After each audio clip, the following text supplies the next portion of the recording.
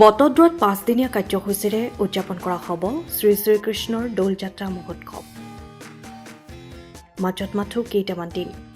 অহা 2 মাৰ্চ আৰু 6 মাৰ্চলৈ বটদ্ৰৱা থানত আৰম্ভ হ'ব দৌল যাত্ৰা মহোৎসৱ। ইতিমধ্যে দৌল যাত্ৰা মহোৎসৱৰ বাবে বটদ্ৰৱা থান পৰিচালনা সমিতিয়েও 14খন উপসমিতি প্ৰস্তুত কৰি দিছে, যাতে দৌল উৎসৱ ভাগ সুকলমে পাৰ হৈ যায়। দূৰ দূৰণিৰ তীৰ্থযাত্ৰীসকলক আদৰিবলৈ প্ৰায় সাজু হৈ উঠিছে। ৰঙৰ হাতৰ বাবেও দূৰ দূৰণিৰ পৰা ব্যৱসায়ৰ বাবে দোকানীসকলে বিভিন্ন বস্তুৰে আহি সকলো প্ৰকাৰৰ কামবোৰ প্ৰস্তুত কৰি তুলিছে। 2 মাৰ্চৰ পৰা দৌল যাত্ৰা মহোৎসৱ প্ৰথম দিনটো গান্ধোৎসৱ, 3 মাৰ্চত দৌল পূৰ্ণিমাৰ দিনা গোসাঁই শিৰত ফাকু দিয়া উৎসৱ আৰু 4 মাৰ্চত গোসাঁই ফুৰোৱা উৎসৱ অনুষ্ঠিত হ'ব। আন দুদিন 5 আৰু 6 মাৰ্চলৈ ৰঙৰ হাতৰ লগতে সাংস্কৃতিক অনুষ্ঠান হ'ব।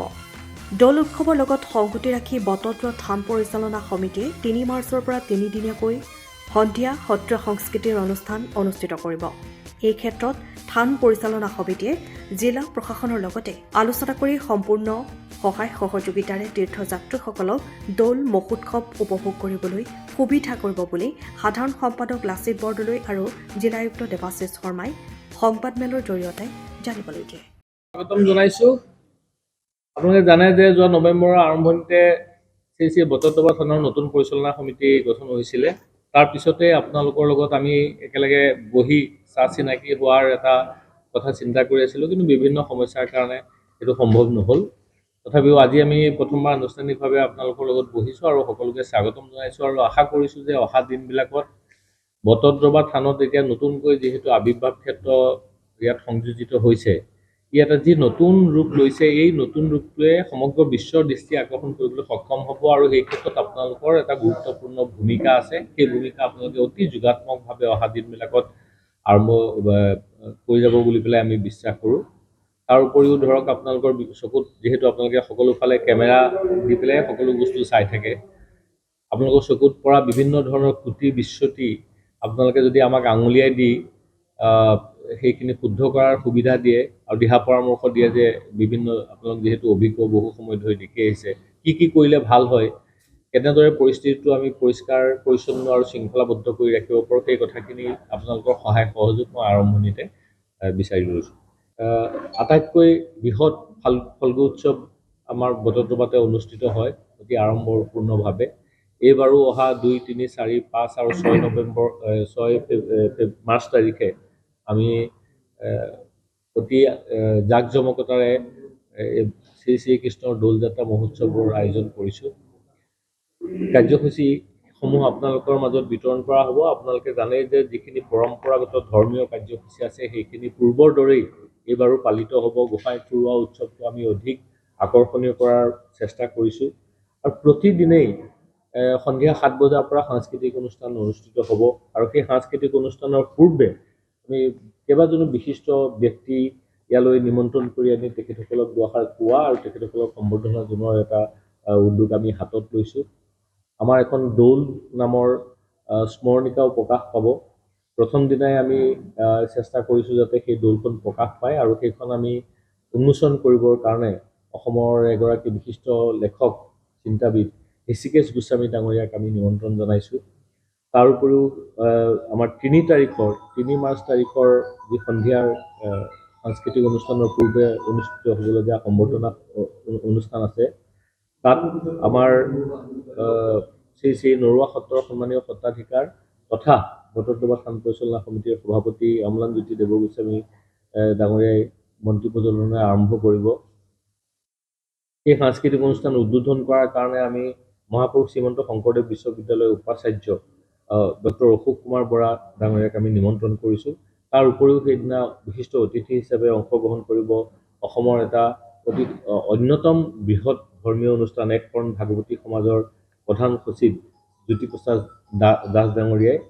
আৰু সেইদিনা বিভিন্ন ধৰণৰ সত্ৰীয়া আৰু নৃত্যানুষ্ঠানৰ পিছতে এখন অংকীয়া নাট অনুষ্ঠিত হ'ব। নাটখন হৈছে পাৰিজাত হৰণ।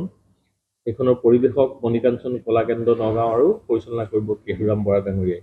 বাকী পিছৰ দিনটোৰ নিয়মীয়া যিবিলাক ধৰ্মীয় কাৰ্যসূচী, সেইখিনি কাৰ্যসূচী যাতে আমি সুকলমে ৰূপায়ণ কৰিব পাৰোঁ, তাত আমি আপোনালোক সকলোৰে সহায় সহযোগিতা বিচাৰিছোঁ।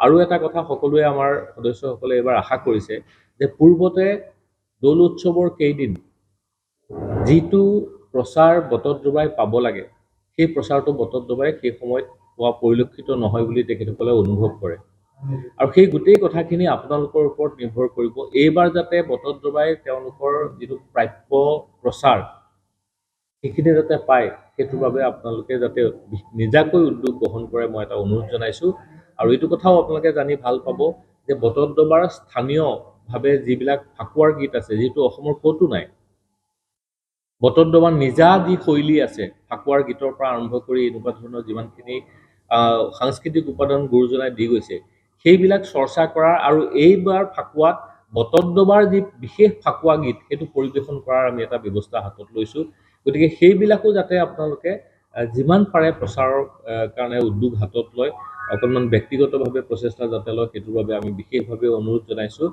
মই আশা কৰিছোঁ যে আপোনালোকৰ সহযোগত আপোনালোকৰ সহায়ত আমি বটদ্ৰৱাক এবাৰ অনন্য ৰূপত তুলি ধৰিবলৈ সক্ষম হ'ম মই কাকো সমালোচনা কৰি পেলাই কথাটো কোৱা নাই কিন্তু আমাৰ বৰপেটাৰ যি হোলী গীত সেই হোলী গীতকে মানে সকলো সময়তে ফাকুৱাৰ অন্যতম উপসৰ্গ হিচাপে দেখা যায় যে টেলিভিশ্যনসমূহে প্ৰচাৰ কৰে কিন্তু গুৰুজনাই নিজে সৃষ্টি কৰা ফাকুৱাৰ গীত বৰদোৱাত আছে সেইটো আমি প্ৰচাৰৰ এবাৰ ব্যৱস্থা কৰিছোঁ গতিকে সেই ক্ষেত্ৰত আপোনালোকে বিশেষভাৱে উদ্যোগ ল'লে বা বিশেষ যদি আপোনালোকে গুৰুত্ব দিয়ে মই ভাবোঁ যে এই প্ৰচেষ্টা আমাৰ সফল হ'ব আৰু যিসকল শিল্পীয়ে সেইটো পৰিৱেশন কৰিবলৈ চেষ্টা কৰিছে সেই তেখেতসকলো ধন্য হ'ব মোৰ ফালৰ পৰা এইখিনিয়ে কথা কৈছোঁ আমাৰ সন্মানীয় সভাপতি মহোদয় আছে আপুনি সকলোৱে দিনটোৰ বিভিন্ন ধৰ্মীয় কাম কাজৰ পিছত সন্ধিয়া অনুষ্ঠিত হ'ব লগা সাংস্কৃতিক অনুষ্ঠানৰ পূৰ্বে যি আদৰণি অনুষ্ঠান থাকিব সেই আদৰণি অনুষ্ঠানত আমি বন্তি প্ৰজ্বলন কৰিবলৈ নিমন্ত্ৰণ কৰিছোঁ শ্ৰী শ্ৰী নৰুৱা কুজি সত্ৰৰ সন্মানীয় সত্ৰাধিকাৰ নিত্যানন্দ দেৱগোস্বামী ডাঙৰীয়া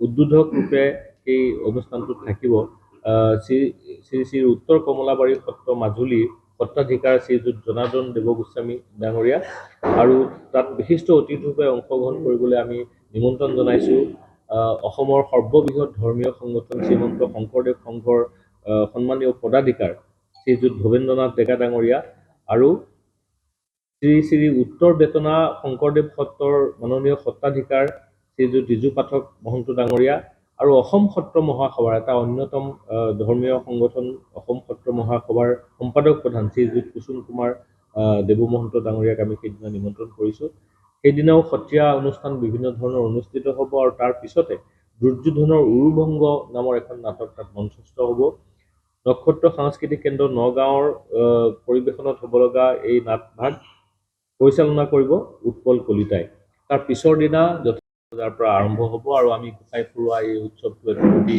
জাকজমকতাৰে সম্পন্ন কৰিবলৈ প্ৰচেষ্টা হাতত লৈছোঁ সেইদিনা সন্ধিয়া হ'ব লগা সাংস্কৃতিক অনুষ্ঠানৰ পূৰ্বে আমাৰ যি আদৰণি অনুষ্ঠান আছে সেই আদৰণি অনুষ্ঠানত শ্ৰী শ্ৰী হলগুৰি সত্ৰৰ সন্মানীয় সত্ৰাধিকাৰ তথা আমাৰ থান পৰিচালনা সমিতিৰ উপসভাপতি শ্ৰীযুত যোগেন্দ্ৰ নাৰায়ণ দেৱ মহন্ত ডাঙৰীয়াই তাত বন্তি প্ৰজ্বলনাৰ অনুষ্ঠানটো আৰম্ভ কৰিব আৰু আমি সেইদিনাৰ অনুষ্ঠান উন্মোচন কৰিবৰ কাৰণে উদ্বোধন কৰিবৰ কাৰণে বটদ্ৰৱাৰ ক্ষেত্ৰত বটদ্ৰৱাৰ উন্নয়নৰ ক্ষেত্ৰত বিশেষ ভূমিকা গ্ৰহণ কৰা ব্যক্তিগত উদ্যোগ গ্ৰহণ কৰা অসমৰ জনপ্ৰিয় মুখ্যমন্ত্ৰী ডক্টৰ হিমন্ত বিশ্ব শৰ্মা ডাঙৰীয়াক আমন্ত্ৰণ জনাইছোঁ আৰু তেখেতে অন্য অসুবিধা নহ'লে আহিব বুলি পেলাই আমাক কথা দিছে আমি আশা কৰিছোঁ যে সেইদিনা আমি ইয়াত অসমৰ মাননীয় মুখ্যমন্ত্ৰী ডক্টৰ হিমন্ত বিশ্ব শৰ্মা ডাঙৰীয়াক উদ্যোগ হিচাপে লাভ কৰিম তাৰ উপৰিও সেইদিনা আমি বিশিষ্ট অতিথি হিচাপে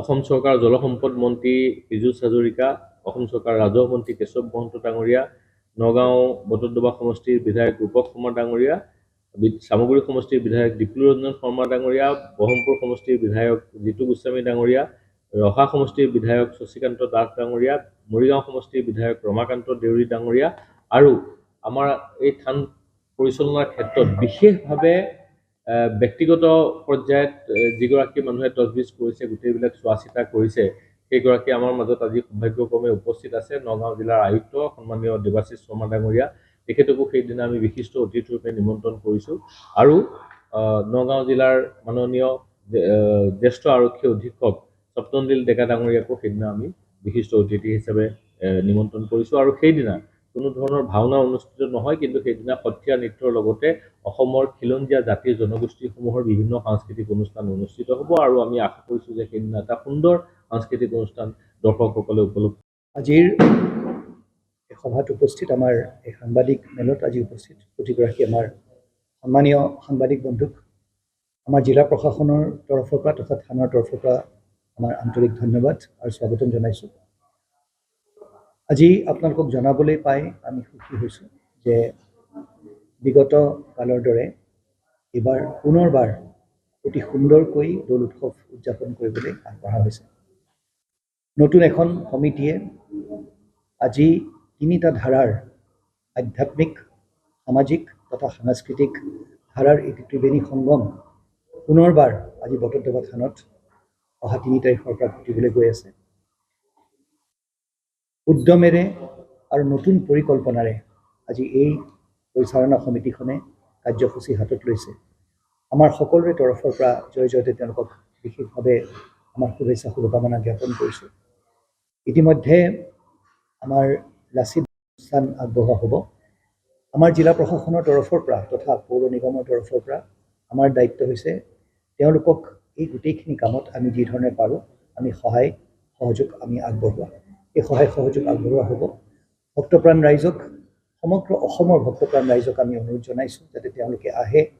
আজি গুৰুজনাৰ যি গৰিমা, গুৰুজনাৰ যি বাৰ্তা, সেই বাৰ্তাৰ আজি তেওঁলোকে ইয়ালৈ আহি যাতে প্ৰত্যক্ষভাৱে তেওঁলোকে তাৰ প্ৰকৃততে তেওঁলোকে প্ৰত্যক্ষ কৰিব পাৰে।